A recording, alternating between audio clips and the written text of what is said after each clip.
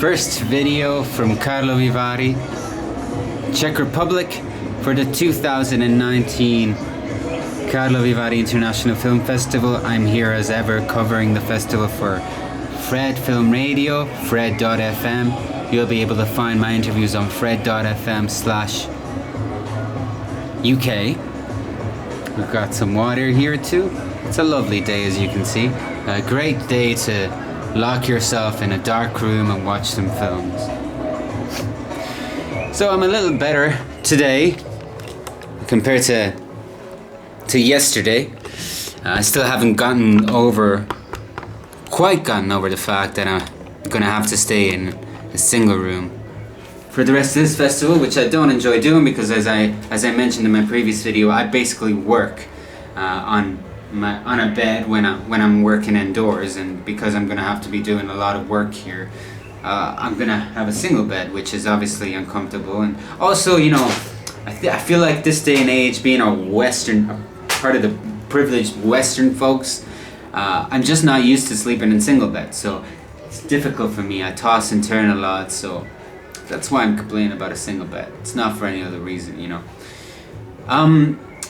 For the first video, I just thought of today, for example, I've watched, can you believe it, 5 films so far, and the idea behind it is that I bulk watch a lot of films, binge watch, as you would say, but not just for fun. It's because I'm going to be doing the interviews for these films. So I know that the camera's a little crooked, but work with me. I'm just trying to, I'm doing this fast, and I've got to go back now to the main festival site and keep watching movies so that I'm ready to go and I'm ready to be doing interviews for Fred Film Radio.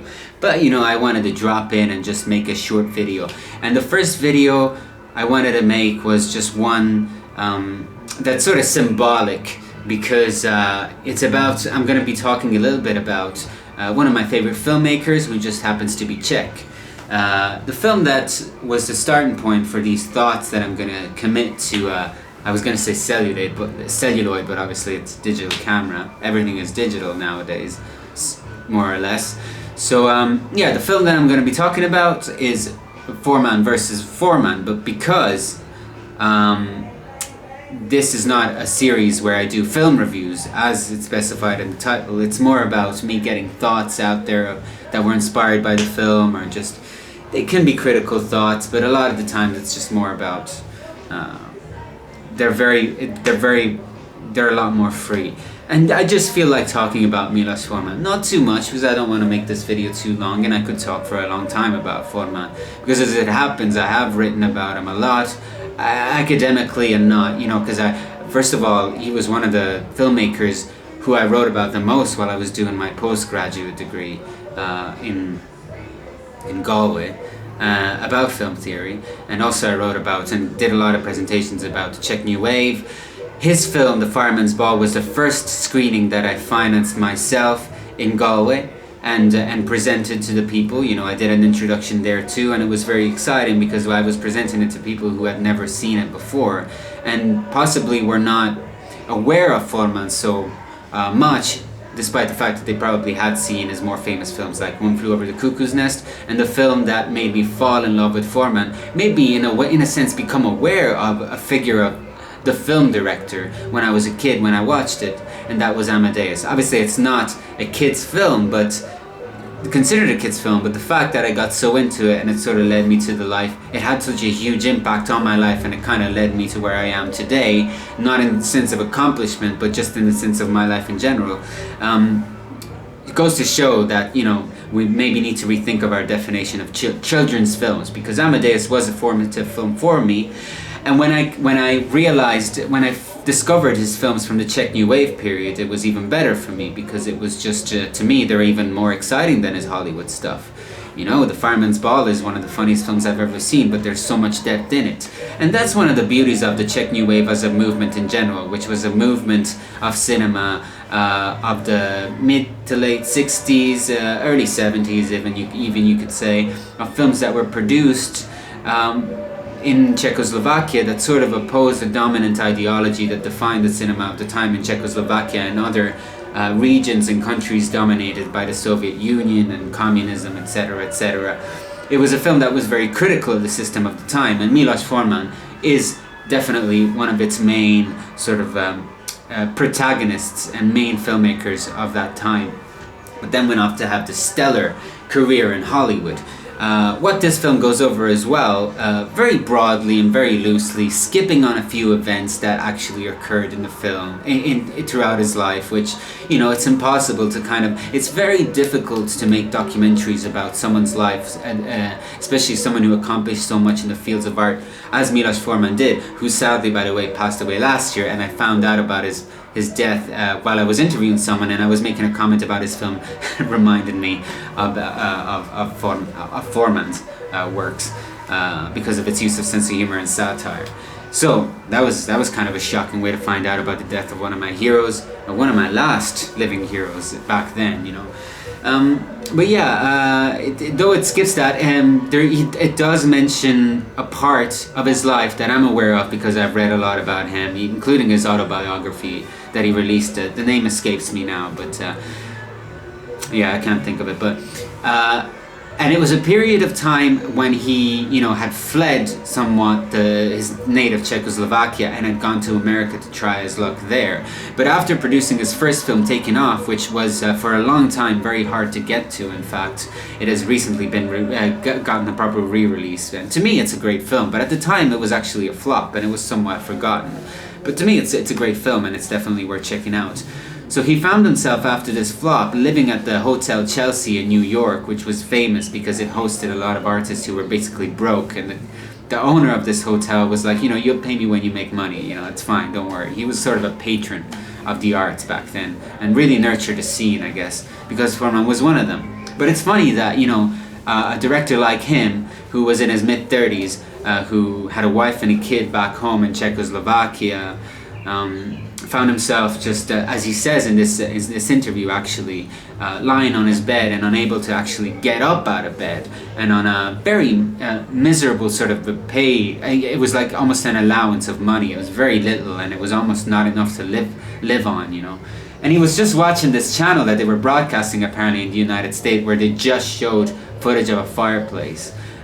It's a very romantic idea of almost an artist hitting rock bottom. The fact that he did get up from that time, you know, what happened was, you know, despite the fact that he was an Academy Award nominated director, 2 of his previous films had been nominated for Best Foreign Language Film, and despite the fact that he had what looked like a promising career ahead, in fact, he did go through this period when nothing was happening and when it looked like he was just going to be a miserable failure. But he did overcome that when Michael Douglas and another producer, they owned the rights to One Flew Over the Cuckoo's Nest. They went over to him, they'd seen his films, and they said, do you want to direct this movie? And of course the rest is history. You know, he went on to actually win the Academy Awards with One Flew Over the Cuckoo's Nest. With Amadeus later, he directed works like Ragtime, Man on the Moon, strangely not mentioned in this documentary so much, except for a footnote at the end. He did People vs. Larry Flint. That's another great film, you know. Yeah, and the fact that he was able to get out of that phase doesn't take away from the fact that he did go through this period of time when he really did suffer and he was really depressed, and it was quite lengthy. It was, as far as I could tell, it was a year or maybe more than a year where he just, nothing was happening, and then nothing looked like it was going to happen, but then it did. It's just a fascinating story. Forman is a fascinating filmmaker and definitely one of my favorites. As I mentioned, he has been one of my the figures that has sort of shaped my interest in the arts overall, you know, not just in cinema but overall, because I guess from an early age he did give me a reference point. He introduced me to the reference point of the film director to talk about movies, and also just because he was a fascinating, and when I found out about his history and because I was so fascinated, it made me want to go back and watch all of his movies. At this point, I have seen all of his films and I love them all. You know, from Konkurs, which is the English title is Auditions, and it's actually a documentary feature by way of Black Peter, Loves of a Blonde. You know, all of them, right through to Goya's Ghosts. I believe was his last proper one because he did direct stuff here and there afterwards. But I guess his filmography really ends with Goya's Ghost, which is a film that I remember it being ignored at the time, but I really enjoyed. I was still in my teenage years. When he died, I hadn't heard about him for a long time, and we all just people who were also fans of Forman, we all just thought he was ill. He was withdrawn because he was ill, and I guess he was, because in the end he kind of just died. I always felt like, of all of the people from the new waves of Eastern Europe, from Roman Polanski to Vaida to even people in the Soviet Union itself, like Tarkovsky, all of these different people. To me, it felt like Milos Forman was never really talked about as much as a lot of other filmmakers that came out of that particular period. And I always thought that perhaps it was because he did get too successful. He did win a lot of awards, and he did make a lot of money as a Hollywood filmmaker in the later part of his career. Not in the later part of his career, in the second part of his career. So maybe that didn't really work out as well. And also, he was, despite the fact that he had such a fascinating life, he was one of Havel's best friends, apparently. And he had such great, great